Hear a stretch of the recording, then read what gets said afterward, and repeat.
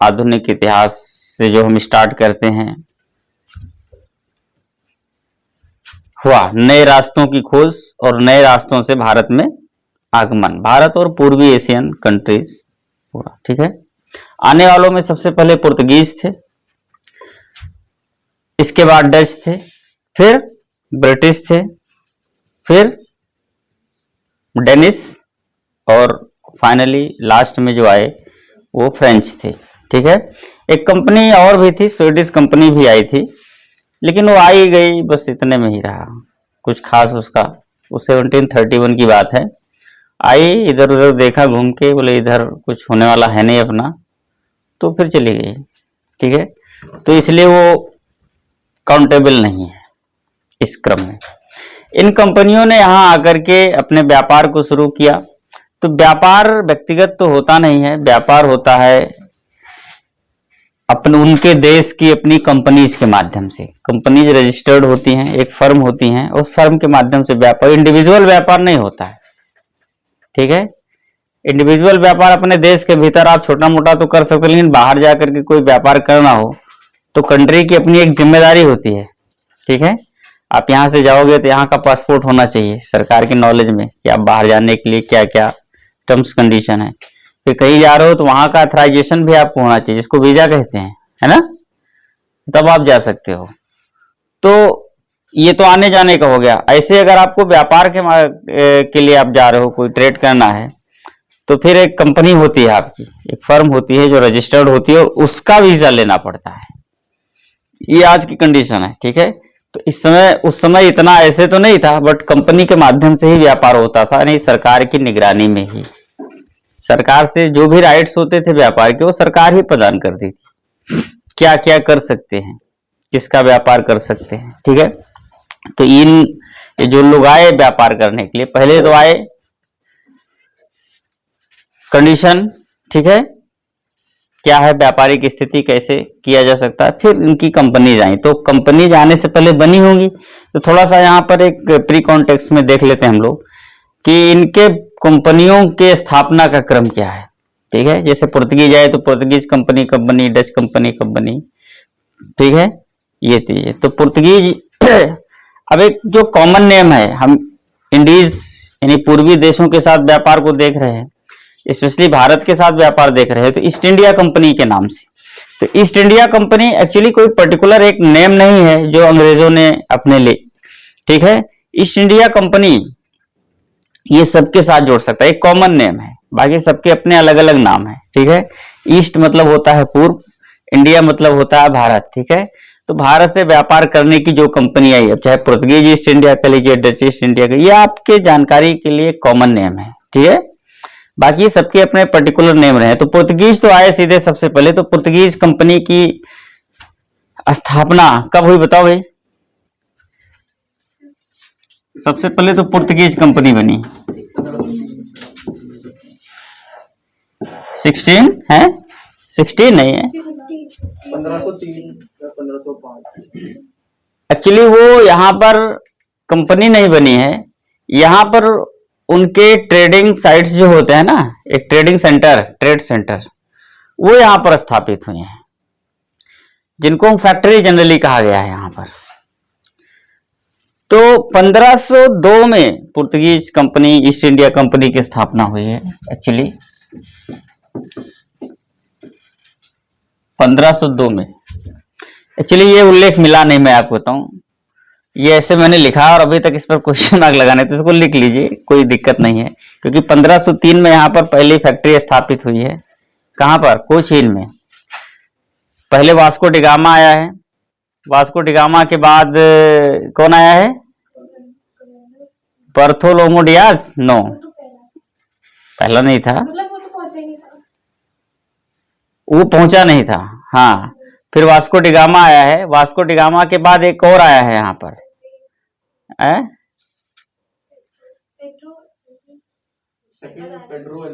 Pedro अल्ब्रेस Cabral. इसके बाद Vasco da Gama फिर आया है, और इसके बाद जब दोबारा वास्को डिगामा आया है अगेन, इसके बाद फिर जो कोई भी आया है, पहली कंपनी यहाँ पर, पहली फैक्ट्री स्थापित हो गई है।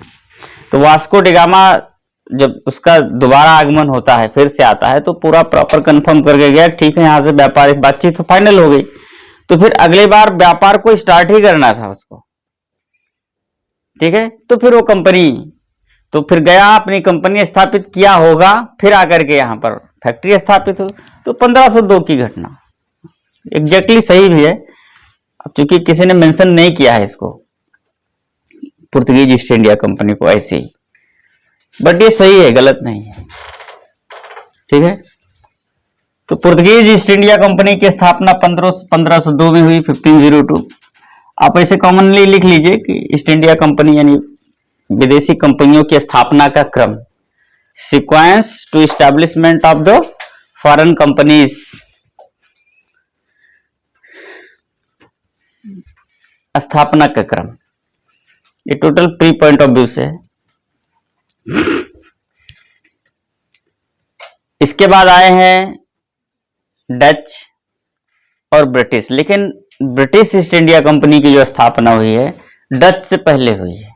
आने का क्रम तो डच है, आफ्टर दैट ब्रिटिश है आने के क्रम में, लेकिन कंपनी की स्थापना का क्रम उल्टा हो जाता है, इन्हीं दोनों में जो है इधर उधर होता है, ये पहले चले जाते हैं और वो बाद में हो जाते हैं, ठीक है। तो क्रम में अगर हम लगा रहे हैं तो इसके बाद आएगा British east India company, British, और ब्रिटिश की स्थापना हुई है 1600, ठीक है। इसके बाद डच ईस्ट इंडिया कंपनी की स्थापना हुई है 16, डच ईस्ट इंडिया कंपनी की स्थापना कब हुई है? 1605 में नहीं 2 में हुई है शायद, 1602 में है डच ईस्ट इंडिया कंपनी की स्थापना, 1602। और इसके बाद है डेनिस,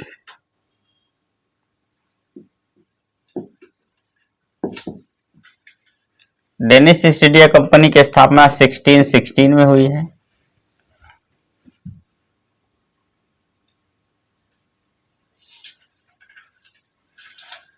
और फ्रेंच ईस्ट इंडिया कंपनी की स्थापना 1664 में हुई है, ठीक है।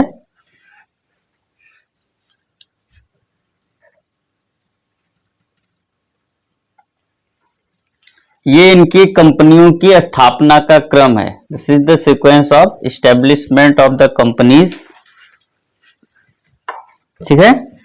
ये इनकी कंपनियों की स्थापना का क्रम है, जो इस क्रम में उनके यहां उन्होंने अपने यहां रजिस्टर्ड करवाई, ठीक है। फिर इनका व्यापार होगा यहां पर। अब व्यापार होने के क्रम में भारत में आने के बाद इन्होंने अपनी फैक्ट्रीज या ट्रेड सेंटर स्थापित किए। फैक्ट्रीज एक्चुअली कोई उत्पादन सेंटर नहीं है, यहाँ पर कोई प्रोडक्शन नहीं होता, कोई ऐसी फैक्ट्री नहीं है, बल्कि कंपनियों के जो कर्मचारी होते हैं, जो काम करने वाले हैं, उनको कंपनी जनरली फैक्टर के नाम से जानती थी। फैक्टर मतलब कारक, करने वाले।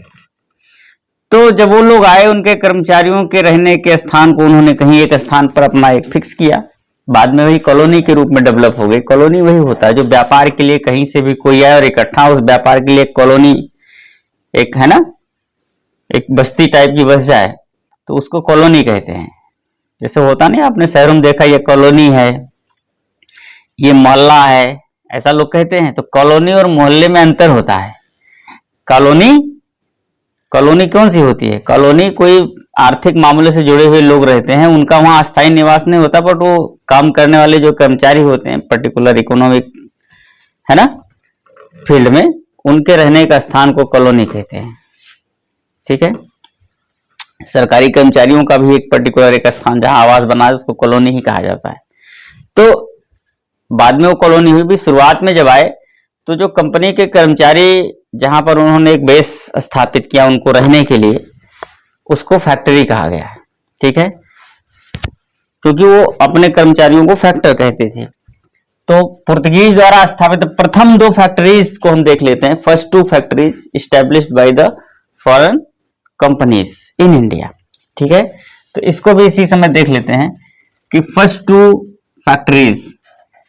अब पुर्तगीजों का पहला तो है 1503 में, 1503 में कहां पर?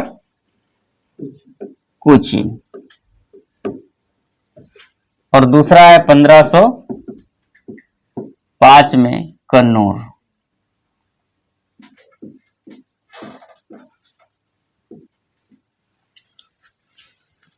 कन्नूर। ब्रिटिशर्स की बात करें तो भारत में स्थापित इनकी प्रथम 2 फैक्ट्री,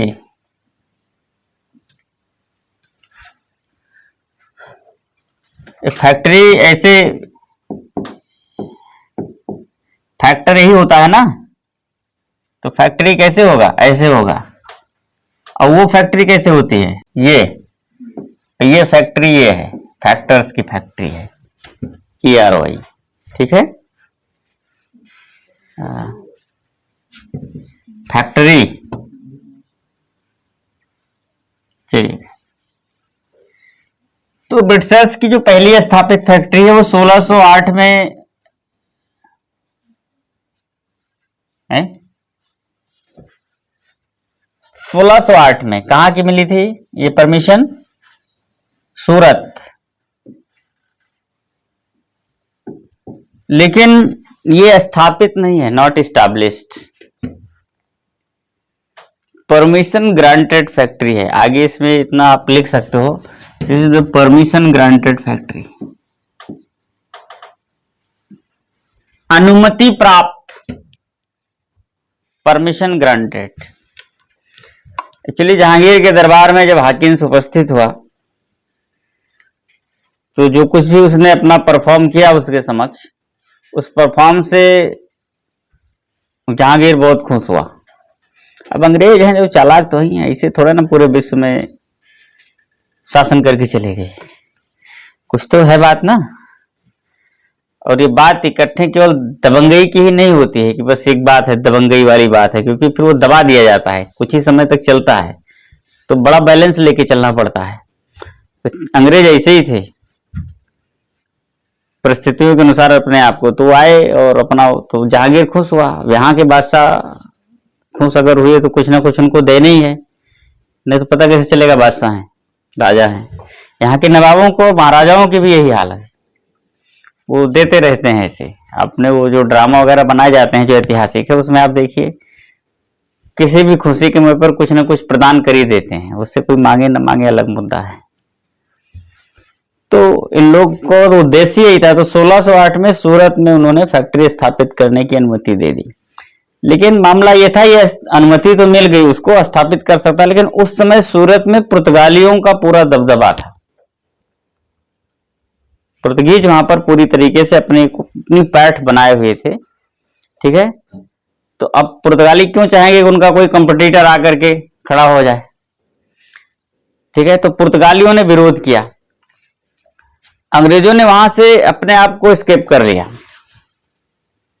हटा लिया, क्योंकि तुरंत वो युद्ध के पचड़े में नहीं फंसना चाहते थे, बिना किसी को सोचे समझे। ठीक है, क्योंकि पराजित हो जाएंगे तो एक बार अनुमति मिली है, फिर यहां से निकल लेना पड़ेगा। तो फिर जहांगीर है बादशाह, ना तो बार बार उनको परमिशन मिलेगी मिलने के, हो सकता है दोबारा स्थापित करने की परमिशन ना भी मिले, है ना। तो उस परमिशन को उसने होल्ड करा दिया, अभी नहीं करेंगे। और ये लोग चले गए कहां पर? मछलीपट्टनम। 1611 मछलीपट्टनम।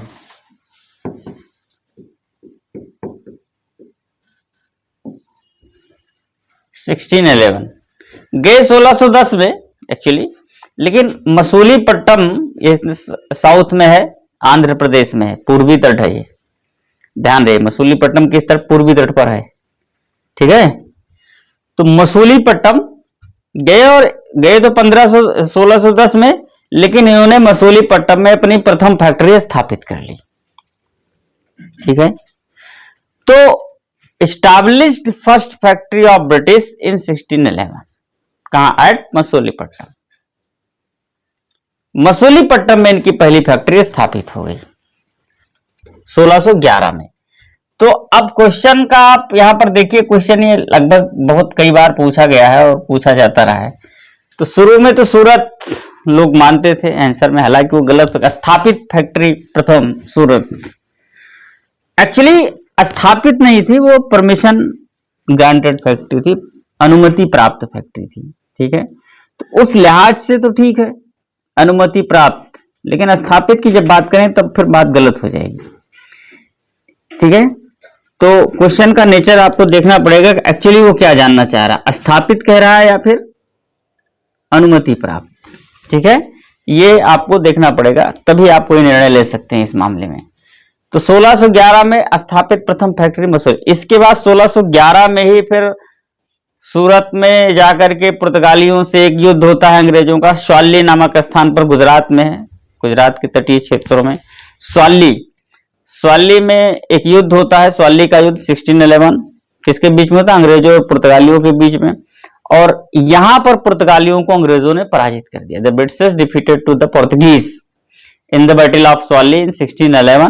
और after that the Britishers established second factory at Surat, which was permitted in 1608 as the first। ठीक है, तो इस तरीके से 1612 में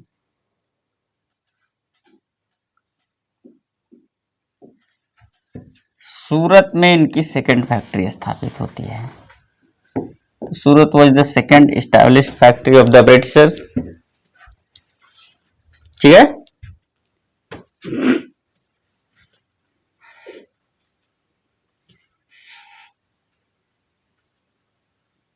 पल्ले पड़ रहा, समझ में आ रहा। तो ये था ब्रिटिशर्स का मामला। अब आइए डचों का 1605 में इन्होंने पहली फैक्ट्री अपनी स्थापित की। कहां करी?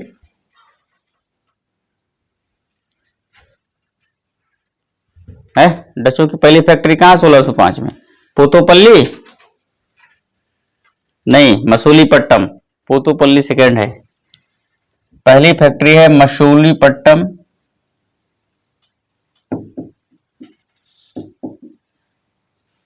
और दूसरी 1605 में ही है, पोतोपल्ली। ये दोनों आंध्र प्रदेश में है,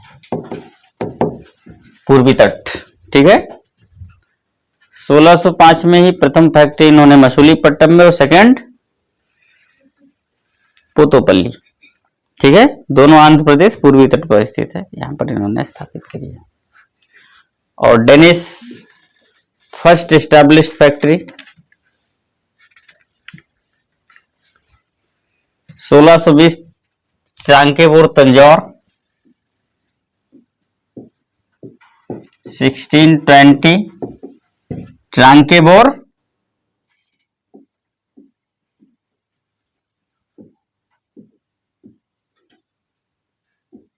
कहाँ है ये? तंजौर। तंजौर कहाँ है? तमिलनाडु। तमिलनाडु। और फिर 1676 सीरमपुर।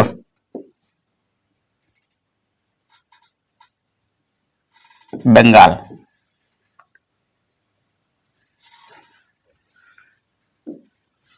ये गैप आप देख रहे हैं 1620 और 1676 के बीच कितने वर्षों का गैप है? 56 ईयर्स का। इसका मतलब बहुत है ना, काफी संघर्ष करना पड़ रहा है, बहुत एफर्ट्स करना पड़ रहा है अपने आप को स्टैब्लिश करने के लिए। तो ज्यादा लंबा ये नहीं चल पाएंगे। ठीक है, इनसे कोई खास युद्ध नहीं हुआ, पराजित होने से पहले ही ये अपना सब कुछ बेच के चले गए थे अंग्रेजों को। 1745 में है ना, 1745 में इन्होंने अंग्रेजों को बेच दिया था। तो कुल मिलाकर के इनके सामने तो समस्या ही रही है। और फिर है French. French factory, first factory 1668, 1659, कहां पे? सूरत। फ्रांसीसियों की जो पहली फैक्ट्री स्थापित हुई वो सूरत, वो पहले वाली जो अंग्रेजों की थी पहले थी, वो इनकी हो गई। सूरत में इन्होंने अपनी पहली फैक्ट्री स्थापित करी है 1668 में, और 1669 में मसूलीपट्टनम।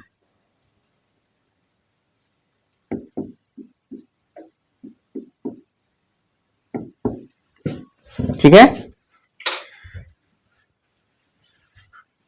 तो ये स्थापित प्रथम 2 फैक्ट्रीज थी इन विदेशी कंपनियों के द्वारा भारत में व्यापार के लिए। ठीक है,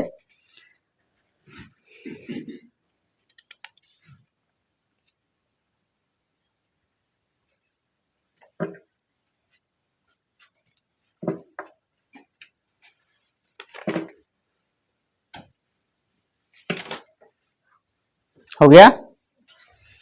ये कुछ बेसिक चीजें हैं यूरोपीय वाणिज्य के प्रारंभ के लिए। कुछ ऐसे ही इसी प्रकार से भारत में विदेशी व्यापार, स्पेशली यूरोपियन ट्रेड स्टार्ट हुआ है।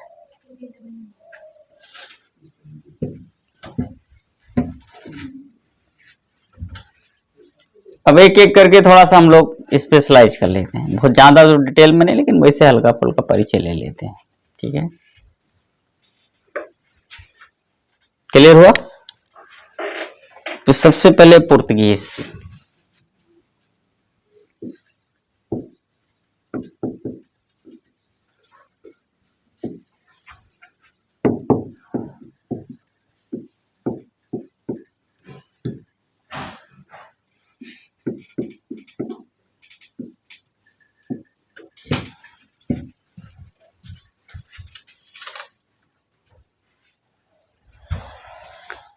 एक्चुअली नए रास्तों की खोज में पुर्तगाल सबसे आगे रहा है शुरू से ही।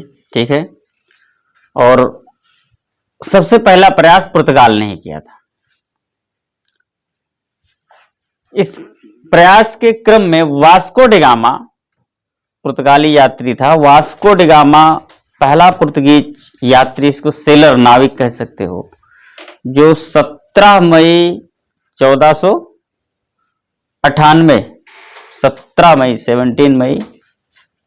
1498 को भारत के केरल राज्य के एक कालीकट, केरल वर्तमान का केरल है, उस समय का कालीकट राज्य था, और कालीकट राज्य के एक बंदरगाह था, एक पोर्ट था, इसका कप्पक डाबू नाम था, वहां पर पहुंचने में सफलता पाई। तो स्थिति है, सबसे पहले Vasco D gamma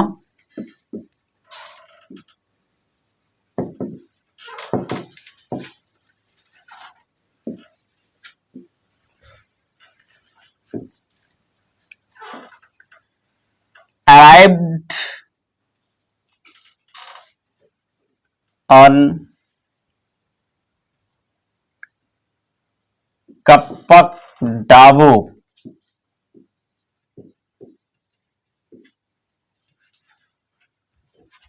port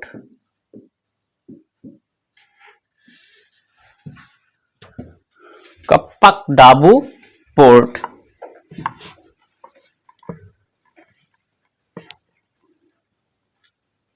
located in Calicut state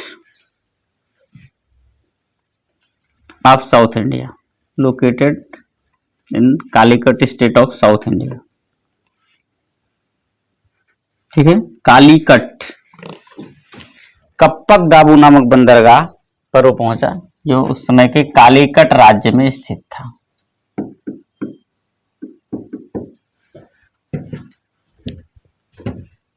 कब? On 17 May 1498।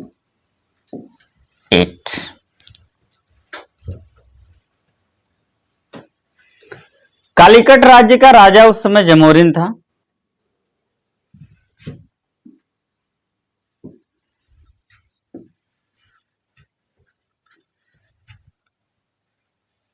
At that time, the king of Calicut was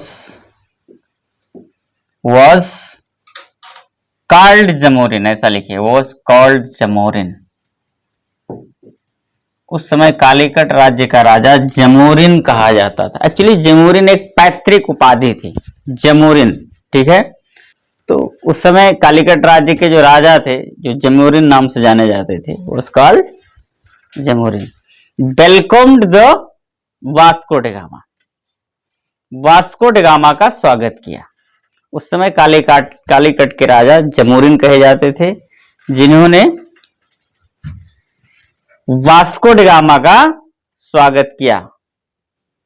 who welcomed Vasco da Gama. जबकि पहले से पैठ बनाए अरब व्यापारियों ने वास्को ड गामा का विरोध किया, ठीक है। While the Arab traders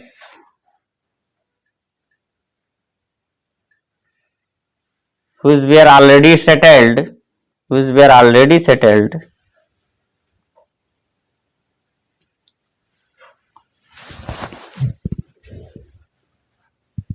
protested, किसका? him, उसका, वास्को ड गामा का, ठीक है। Protested Vasco da Gama. तो पहले से, अब एक्चुअली है क्या जो मामला है, यहाँ के लोगों ने जो सपोर्ट भी इस व्यापार को किया भी था कि उस समय जैसे मुस्लिम शासन है, दिल्ली से हैंडल हो रहा है, तो चाहे उनका अपना डायरेक्ट अधीनस्थ राज्य क्षेत्र हो और चाहे कोई राजा हो, इंडिपेंडेंट तो मतलब है, बट एक डोमिनेंट स्टेट के रूप में रह रहा है, क्योंकि साउथ के जितने राज्य थे उस पर डायरेक्ट कब्जा लगभग राजाओं का या सुल्तानों का नहीं था। ज्यादा से ज्यादा लोग टैक्स वगैरह ले लेते थे, तो इसको एक अधिराजत्व की बात की जा सकती है, एक सर्जनिटी की बात की जाती है कि वहां से इकोनॉमिकली तो लाभ ले लेते थे, पर ईयर एक दबाव था इकोनॉमिकली, बट शासन प्रशासन के लिए उनको वैसे छोड़ दिया जाता था। तो इकोनॉमिकली अगर दबाव था, कॉलोनियल रूप में अगर देखा जाए तो एक प्रेशर था, तो व्यापार के लिए भी दबाव था। तो ऐसे स्पेशली साउथ के ज्यादातर, क्योंकि साउथ में ही लगभग इंडिपेंडेंट स्टेट्स थे जो सल्तनत के बाहर थे, केवल इकोनॉमिक रिलेशंस थे सल्तनत के, ठीक है ना। तो कुल मिलाकर के व्यापार के लिए एक दिल्ली से प्रेशर होता था। जैसे मैंने पहले ही कह दिया कि व्यापार जो यूरोप से होता था पहले ठीक ठाक, अब इन सुल्तानों ने या मुस्लिम शासकों ने भारत के व्यापार को टर्न कर दिया किस ओर? अरब की ओर, और पूरा प्रमोट किया। और न केवल अरब व्यापार को प्रमोट किया, बल्कि यूरोपियन ट्रेड को फ्रस्ट्रेट भी किया। दोनों बातें हैं, ठीक है। तो उसको फ्रस्ट्रेट किया। अब इसका नुकसान होता था यहाँ के व्यापारियों का, यहाँ के राजाओं का, एक डायरेक्ट नुकसान होता था ऐसे व्यापार का। तो ये लोग दबाव में काम करते थे, तो कहीं ना कहीं से एक अनिच्छा थी ऐसे व्यापार के प्रति, ठीक है, और उससे छुटकारा पाना चाहते थे। किसी दूसरे व्यापारी को एंट्री मिलती नहीं थी, यूरोपियंस आते थे, उनको उन्होंने उधर से फ्रस्ट्रेट करते कट कर दिया, रास्ता वगैरह बंद करके। तो जैसे ही दूसरा रास्ता ढूंढ के यूरोपियंस यहां पहुंचे, वैसे इन राजाओं ने अपनी पूरी फ्रस्ट्रेशन निकाल दी। किसके खिलाफ? इन सुल्तानों के खिलाफ। और क्या करके? इन नए ट्रेडर्स जो नए रास्ते से आए यहां पर, उनको सपोर्ट करके। तो सबसे पहले तो उनको सपोर्ट किया बिना किसी शर्त, मतलब अनकंडीशनल सपोर्ट कर दिया। तो जाहिर सी बात है जो पहले से अरब व्यापारी हैं उनको बुरा लगेगा, तो उन्होंने फिर विरोध किया। मुद्दा ये, रीजन ये है, रीजन बिल्कुल क्लियर रहना चाहिए, ठीक है। तो पहले से पैठ जमाए ऑलरेडी सेटल्ड जो अरब ट्रेडर्स हैं, उन्होंने विरोध किया, और जमोरिन जो भी राजा थे हिंदू, जिनकी पैतृक उपाधि, उन्होंने स्वागत किया उसका, ठीक है। तो बस इतनी सी बात है कि इसको आप पूरा व्यापार में इन राजाओं का, उनके सपोर्ट, इनका सपोर्ट है, ये आप क्लियर कर लीजिए, ठीक है। ये स्थिति हुई है। इसके बाद जो दूसरा यात्री यहां पर आया है 1500 में वास्को डी गामा के बाद, आफ्टर दैट कौन आया है? वास्को डी गामा के बाद दूसरा यात्री कौन आया है? Pedro Alvarez Cabral. After that Pedro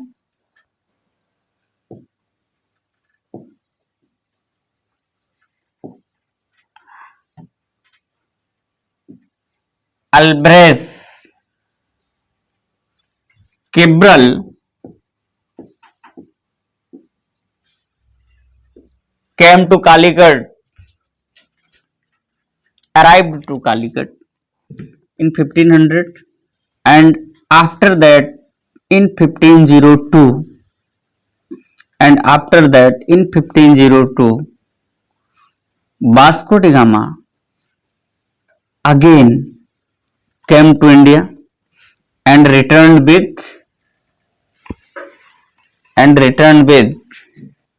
many of the spices, herbals, and other things. Main तो यही है, and other things.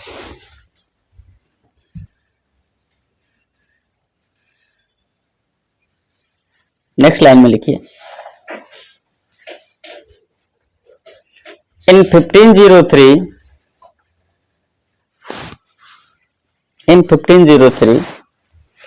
there established first Portuguese factory in Cochin. और इसके बाद 1503 में कोचीन में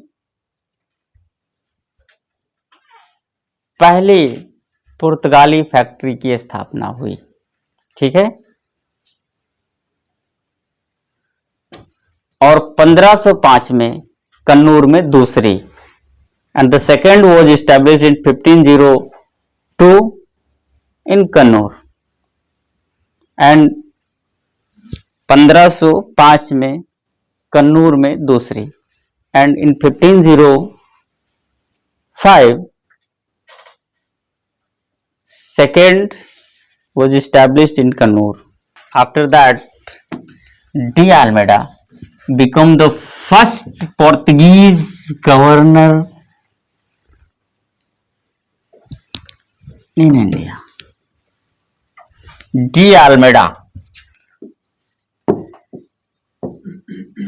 इसके बाद डी आल्मेडा भारत में प्रथम पुर्तगीज गवर्नर बनकर आया। आल्मेडा गवर्नर, जब तक कंपनी है तब तक गवर्नर रहेंगे। ठीक है, कंपनी के गवर्नर, क्योंकि नियमों को गवर्न करना होता है। डी आल्मेडा कब से कब तक है? 1505 से 1509 तक है। डी आल्मेडा, ठीक है, लिख लिया, first Portuguese governor in India. हो गया।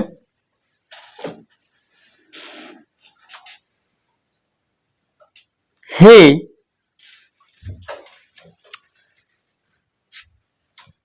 adopted the blue water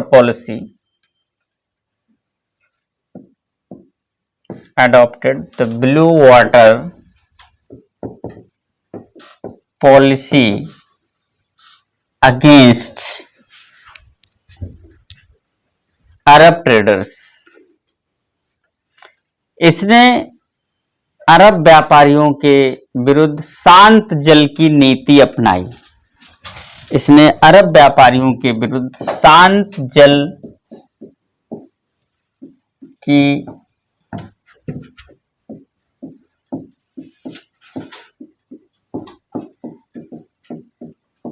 नीति अपनाई। समझ रहे ना, शांत जल की नीति, कि भाई हम अपना करेंगे, जो कुछ भी व्यापार कर रहे हैं वो अपना करें। ठीक है, हमारे मामले में, हम किसी के मामले में कोई इंटरफेयर नहीं करेंगे। और इनका ये भी मानना था फिर हमारे मामले में भी कोई इंटरफेयर ना करे। This is the blue water policy, जो कि सारे व्यापार जल में यानी समुद्र में होने थे। तो जो भी पॉलिसी बनी है वो सब समुद्र की पॉलिसी है, इसलिए वाटर पॉलिसी का है। तो ब्लू वाटर पॉलिसी में शांत जल की नीति। लेकिन अब इसका तो व्यापार स्टार्ट किया इसने, ठीक है, और ऐसी पॉलिसी इसने अनाउंस किया कि हमें किसी से झगड़ा नहीं करना। लेकिन जो इसके विरोधी थे उनको तो इससे झगड़ा करना है, वो तो शुरू से एडजस्ट नहीं कर पा रहे हैं ना। तो इन लोगों ने जब अपना व्यापार शुरू किया तो पहले से वही अरब व्यापारी हैं, ट्रेडर्स हैं, तो उन लोगों ने फिर इसके विरुद्ध षड्यंत्र शुरू कर दिया। तो हुआ क्या कि डी आल्मीडा के विरुद्ध एक संयुक्त नौसैनिक मुस्लिम बेड़ा बना। देयर फॉर्म्ड, नोट कीजिएगा, there formed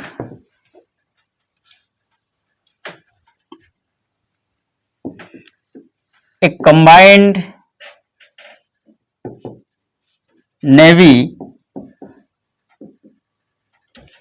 against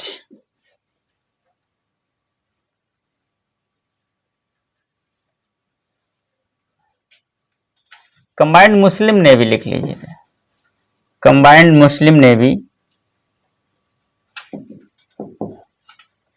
against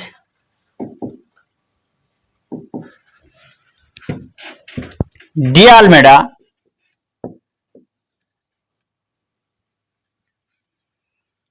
including, 3 लोग हैं, इंक्लूडिंग गुजरात, भारत का गुजरात है वो मुस्लिम राज्य है, ठीक है, इजिप्ट एंड टर्की। गुजरात, मिस्र और तुर्की। तो लेकिन डी आल्मीडा के विरुद्ध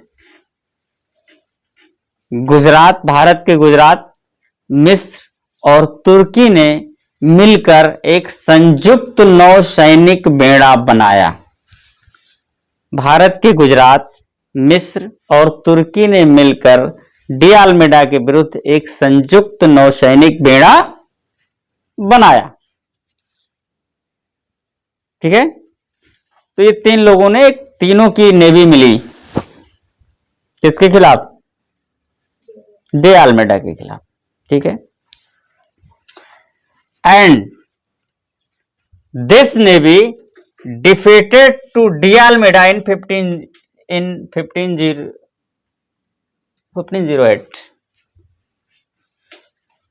और इस नेवी ने, इस नौसैनिक बेड़े ने 1508 में डी आल्मीडा को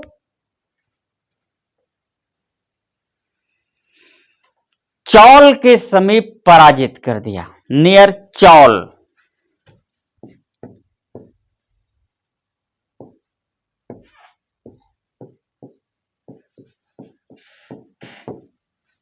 गुजरात में ही है किनारा, ठीक है, चौल के समीप पराजित कर दिया। And this navy defeated to de Almeida in 1508 near Chaul, Chaul, ठीक है, पराजित कर दिया।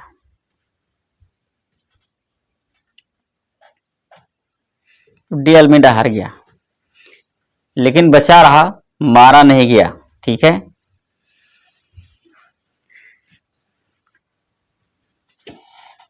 अगले लाइन में, but in next year in 1509, but next year in 1509, लेकिन अगले वर्ष 1509 में de Almeida defeated to the combined Muslim navy. लेकिन अगले वर्ष 1509 में डी आल्मीडा ने इस संयुक्त मुस्लिम नौसैनिक बेड़े को पराजित। अब आप सोचो 3 देश मिले हुए हैं और पराजित कर दिया, तो इससे पुर्तगालियों का एक होता नहीं है, एक जो आतंक है, एक व्यापारिक आतंक व्याप्त हो गया उस समय। तो ये केवल जो है मुस्लिम नौसैनिक बीड़े की पराजय नहीं थी, बल्कि पैरेलल और भी जितने व्यापारी हैं उनके लिए, या अन्य जो भारत में उसके विरोधी हैं उनके लिए एक ऐसा एक थीम दिमाग का एक ऐसा एक कॉन्सेप्ट, एक थीम दिमाग में ऐसा बढ़ गया कि इनका जो पुर्तगालियों की नौसैनिक शक्ति है उसको पराजित नहीं किया जा सकता। तो पुर्तगालियों की नौसैनिक शक्ति का एक जो एक क्या क्या कह सकते हैं आप, विचारधारा भी नहीं है, मतलब नौसैनिक शक्ति का एक फोबिया, एक भ्रम, ठीक है ना, एक जो लोगों तक पहुंचा इस प्रकार से पाए। फिर लोगों ने अगले स्टेप पर यह जरूरत नहीं कि समुद्र में पुर्तगालियों से लड़ने के लिए। तो इसका एक फायदा नहीं, तीनों को केवल हराया ही नहीं, बन अन्य लोगों के लिए एक खौफ का माहौल, एक डर का माहौल भी इसने बनाया। ठीक है, वो एक स्टेटस स्थापित किया, क्या कि समुद्र में उन्हें कोई हरा नहीं सकता। ये स्टेटस जो उन्होंने स्थापित किया है पुर्तगालियों ने, एक्चुअली ये बहुत दिन तक इसके साथ रहा और बहुत काम आया। जल्दी कोई हिम्मत ही नहीं कर पाएगा अभी, समझे ना। तो इस तरीके से डी अल्मीडा के साथ ये हुआ। इसी के बाद पुर्तगालियों ने अपने आप को समुद्रों का स्वामी कहना शुरू किया। After that Portuguese called himself as, after that Portuguese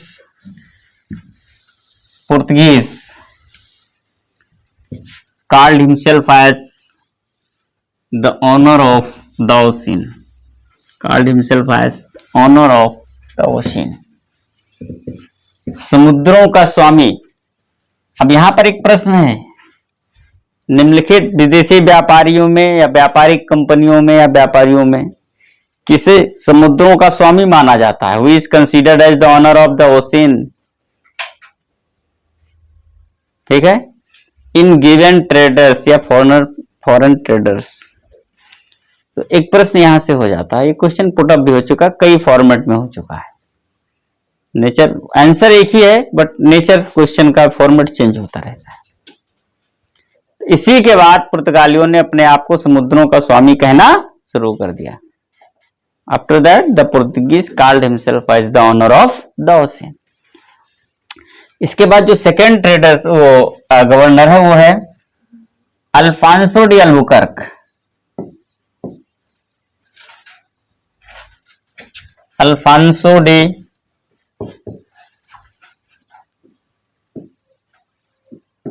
Albuquerque, ये 1509 में आया है और 1515 तक रहा है, 1515 तक। Alphonso de Albuquerque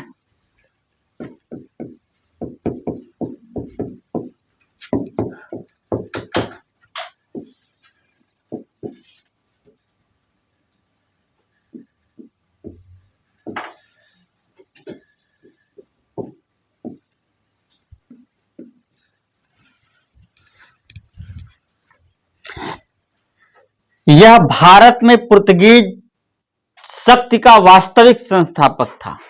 he was the, यह भारत में पुर्तगीज शक्ति का वास्तविक संस्थापक था। He was the real founder of Portuguese power in India. He was the real founder of Portuguese power in India.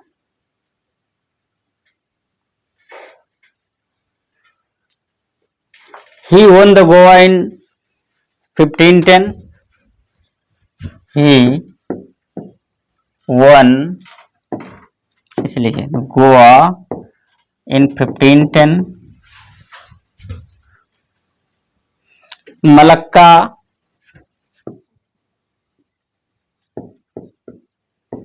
In 1511,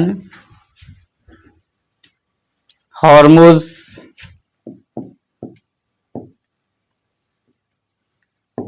in 1515,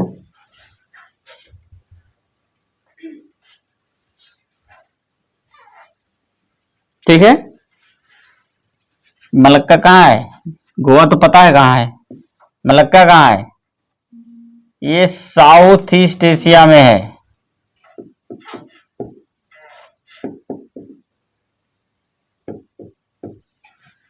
और हॉर्मुज ये फारस की खाड़ी में स्थित एक द्वीप है, लोकेटेड इन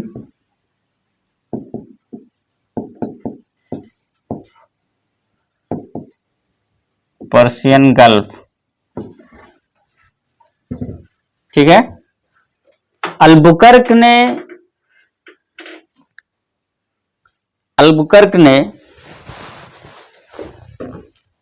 अपने क्षेत्र में पुर्तगालियों को भारतीय स्त्रियों के साथ विवाह को प्रोत्साहित किया। Albuquerque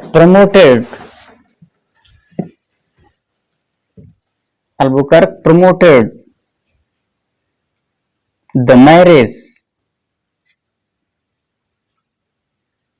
with Indian women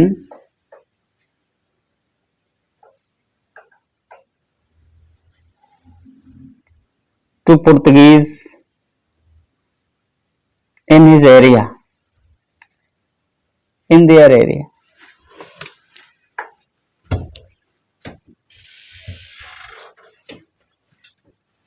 In their area, ठीक है।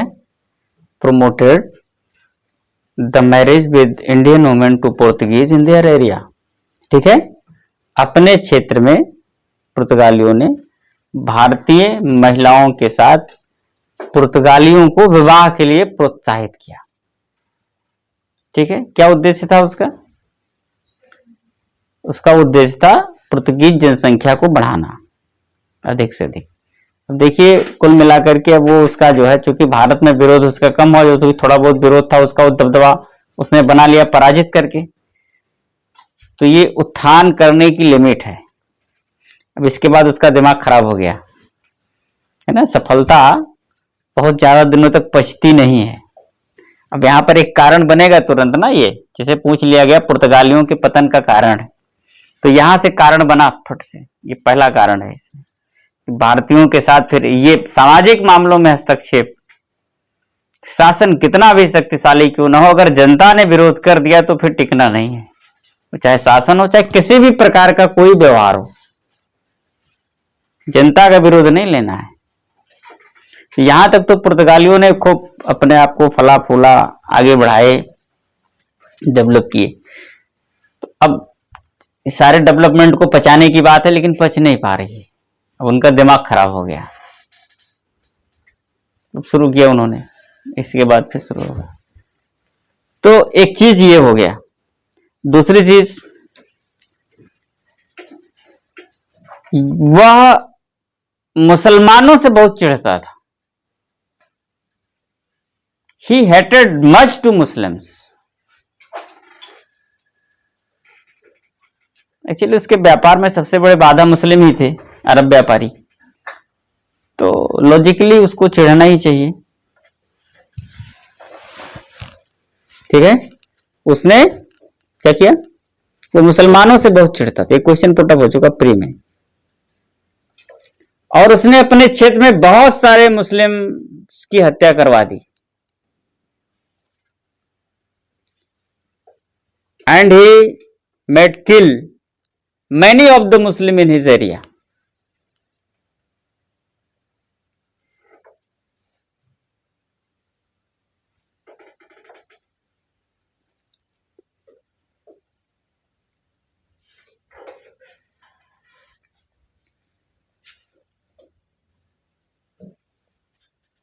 ठीक है। अगला एक गवर्नर है, उसका नाम है नीनो डी कुन्हा।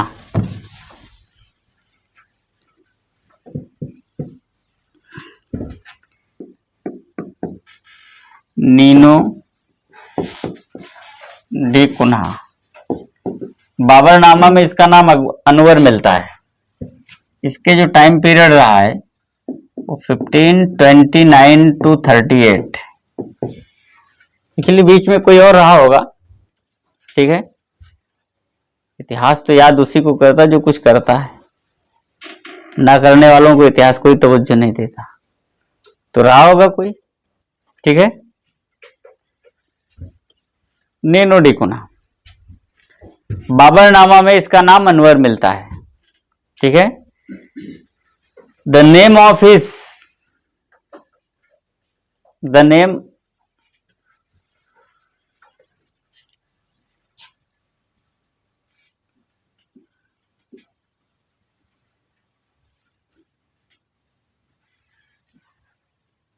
क्या उल्टा सीधा हो रहा है।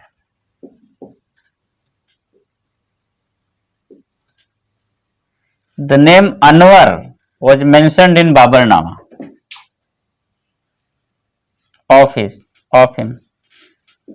बाबर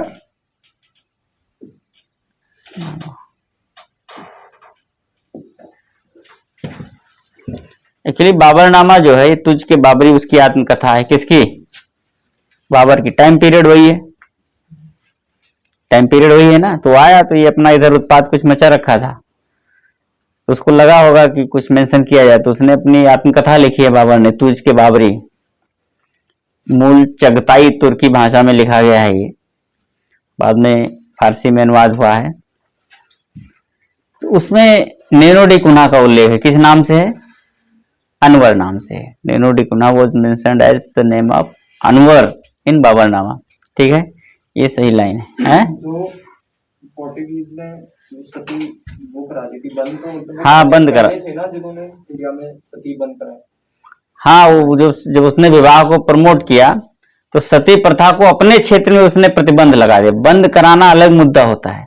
बंद कराना एक सामाजिक रूप से बंद कराना, जिसमें जो उद्देश्य निहित होता है, एम होता है जन कल्याण, लोक कल्याण, समाज का कल्याण, जैसे महिलाओं का कल्याण, वुमेन वेलफेयर। तो एक इस कॉन्टेक्स्ट में बंद कराना हो गया। तो ऐसा कुछ नहीं था, उसने अपने यहां प्रतिबंध लगा दिया था सती प्रथा पर, चाहे मेंशन कर लीजिएगा वहीं कहीं। कारण यह था कि देखो उसने जब विवाह को प्रमोट किया तो देखो यह विदेशी व्यापारी हैं, लेकिन भारतीय अपनी संस्कृति की मान्यताओं के कारण विदेशियों को अपने समाज में बहुत पवित्र तवज्जो नहीं दे पाते थे, है ना। अछूत रूप से देखते थे इनको। तो कौन अपनी बेटी का विवाह सीधे सीधे ले जाके करेगा इनसे? कोई करेगा? एक तो जातिवाद यहाँ भी है, यहाँ एक जाति दूसरे जाति में विवाह नहीं कर रही है, विदेशियों कैसे विवाह कर लेगी जाकर के, ठीक है। तो अब विवाह प्रमोट करके तो विवाह करने के लिए लड़कियां कहां से आएंगी? महिलाएं। किससे विवाह होगा? तो विधवाओं की बड़ी बुरी स्थिति थी यहां पर, विधवाओं की बहुत बुरी स्थिति थी सामाजिक कारणों से। मतलब उनका जीना उनके मरने से बदतर था, बेहतर नहीं था, बदतर था। तो अगर वो जी भी रही हैं तो उन बार बार मन में ख्याल आता था कि इससे अच्छा तो मरी जाती। ऐसे ऐसे रेस्ट्रिक्शन, सोशल रेस्ट्रिक्शंस।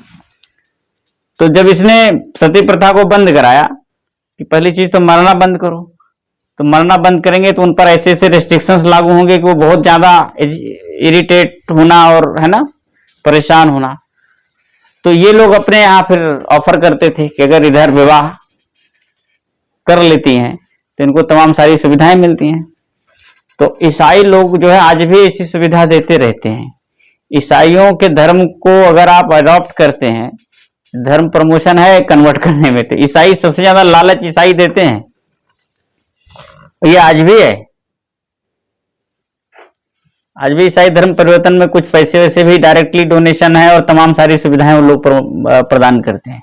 केवल आप धर्म चेंज कर लीजिए।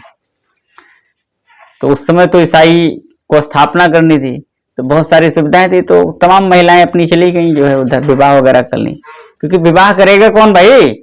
फ्रेश विवाह तो होना नहीं है डायरेक्ट जा करके। तो यही लोग हैं जाएंगे, तो उसको पता है कि डायरेक्ट कोई नहीं आने वाला है, ऐसे ही अपॉर्चुनिटी बनानी पड़ती है ना। तो उसने अपॉर्चुनिटी बनाई सती प्रथा को रोक के विवाह के लिए, इसलिए तो चावल लिख लेना, वहीं छूट गया होगा। ठीक है, ये है। तो नेनोडी कुन्हा बाबरनामा में इसका नाम अनवर मिलता है। ठीक है, और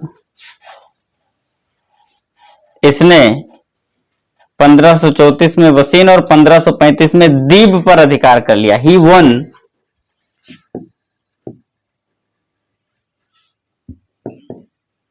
in 1535 वसीन and 1534 है ये, 1535 दीब दीब पर अधिकार कर लिया। बसीन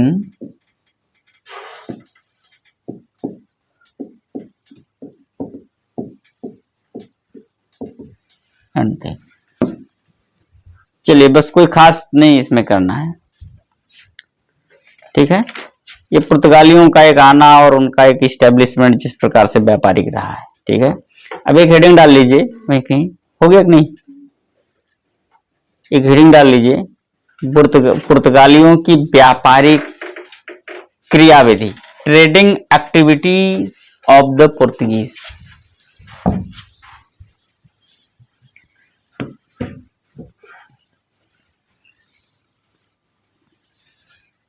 ट्रेडिंग एक्टिविटीज ऑफ द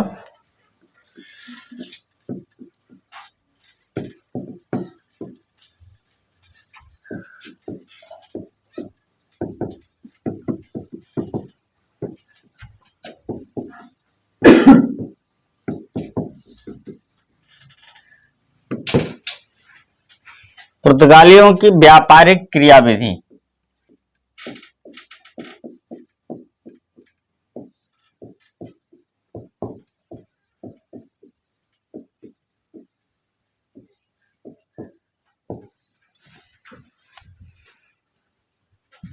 क्या व्यापारिक क्रियाविधि,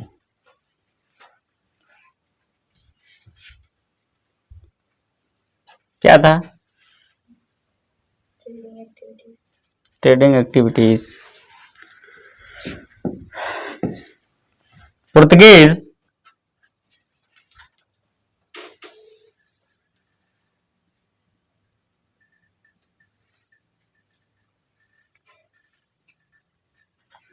कार्ड्स आर्मेडा काफिला पद्धति पर व्यापार करते थे।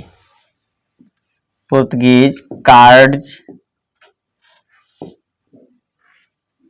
आर्मेडा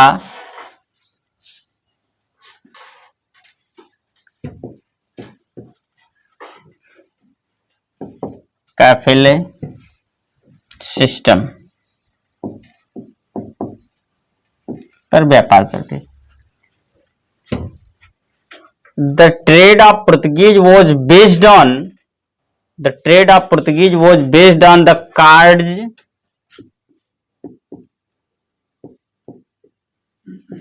armada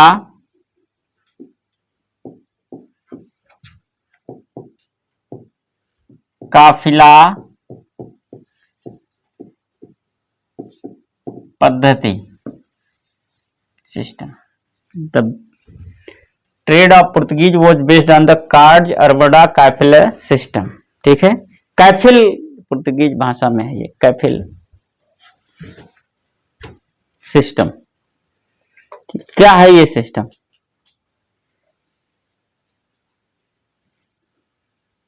थोड़ा सा इसको है ना, कार्ड्स का मतलब होता है, कॉपी में भी ऐसे कर लीजिएगा, परमिट,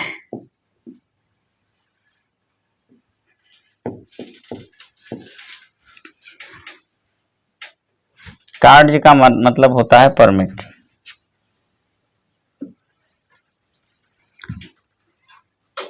आर्मडा का मतलब होता है नेवी।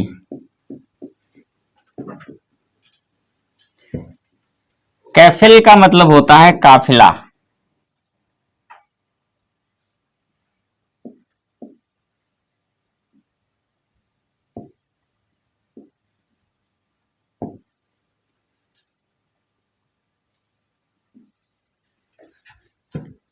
और सिस्टम का मतलब पता ही सबको, यह है पद्धति, सिस्टम। ठीक है।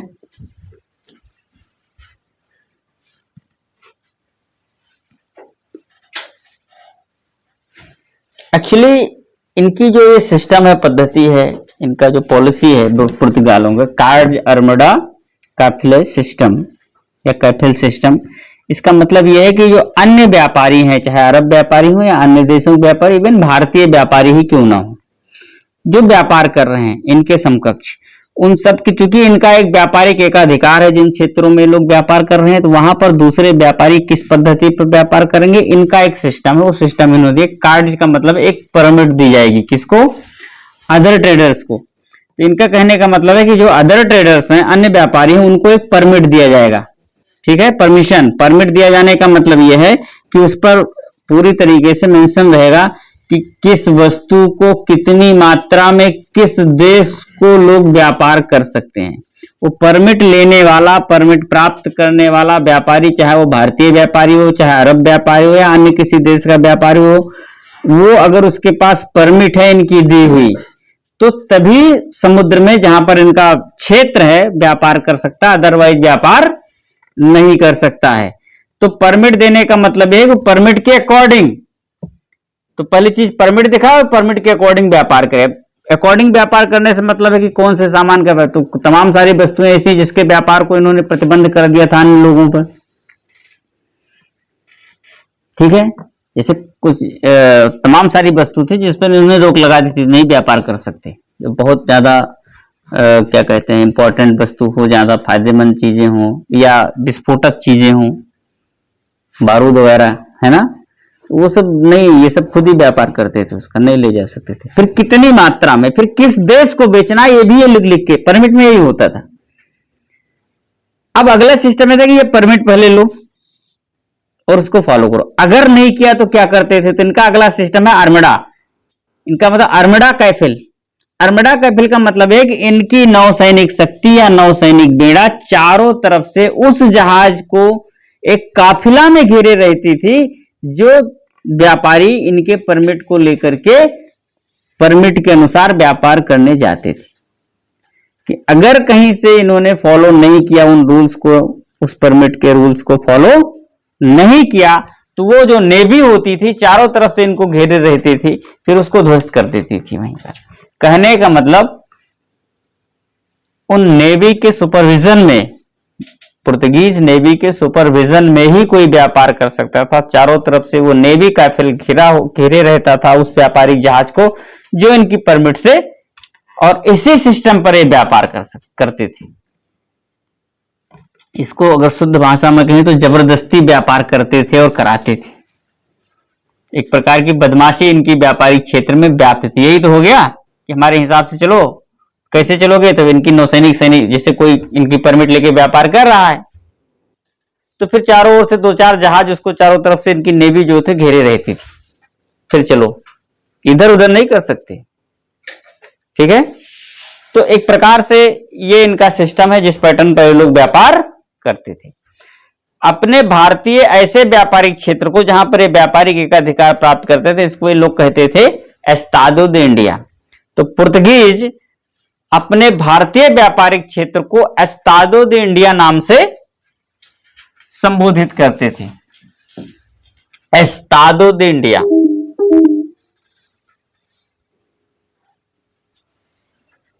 एस्तादो दे इंडिया। तो Portuguese called his trading area of India as Portuguese called his trading area of India as Estado de India। अपने भारतीय व्यापारिक क्षेत्र को क्या कहते थे, क्या कहकर संबोधित करते थे, एस्तादो दे इंडिया। ठीक है, पुर्तगालियों का प्रभाव आप लिख सकते हो, या effect of Portuguese in India. Bharat में पुर्तगीज का प्रभाव लिख लो। अब जैसे क्या क्या बदला, है ना। तो 1550 में गोवा में प्रथम प्रिंटिंग प्रेस की स्थापना की इन्होंने। Effect of Portuguese on India, point point करके नोट कर लीजिए। There established first printing press in Goa in 1550।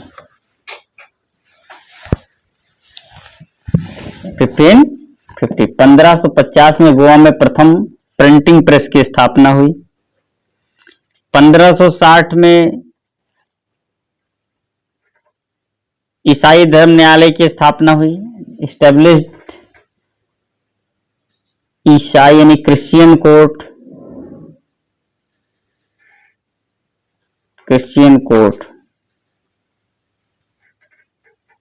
इन 1560।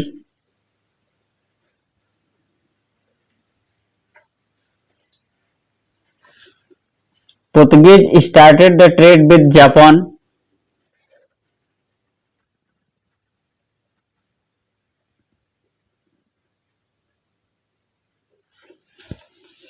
पुर्तगालियों को जापान के साथ व्यापार शुरू करने का श्रेय दिया जाता है। भारत का जो व्यापार है जापान के साथ स्टार्ट किसने किया है? पुर्तगालियों ने किया है। ठीक है, तो जापान के साथ व्यापार इसने शुरू किया है। पुर्तगाली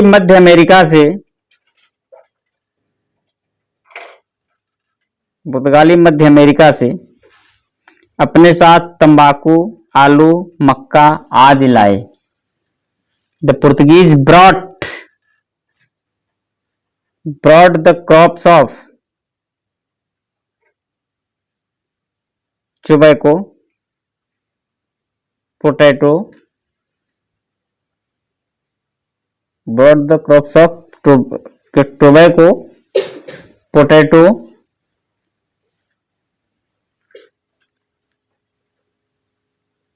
मक्का, मेज आदि। इट इज ठीक है। फ्रॉम द ये मध्य अमेरिका से शायद लाए थे, ब्राजील से लाए थे, स्पेशली ब्राजील से लाए। मध्य अमेरिका से लिख लीजिए, मध्य अमेरिका, ब्राजील, स्पेशली ब्राजील है। अगर एक देश का नाम पूछा जाए तो ब्राजील से, फ्रॉम द ब्राजील। ठीक है। एंड बिसाइड्स इट, और इसके अतिरिक्त दे ब्रॉट टू इंडिया, इसके अतिरिक्त क्या लेके आए? दे ब्रॉट टू इंडिया पपीता, पपाया। ठीक है। लीची क्या है? लीची।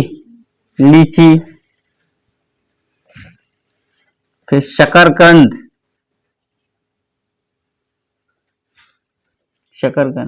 स्वीट पोटैटो, क्या बादाम, ये भी वही लेके आए। आलमंड्स, क्या है? आलमंड्स।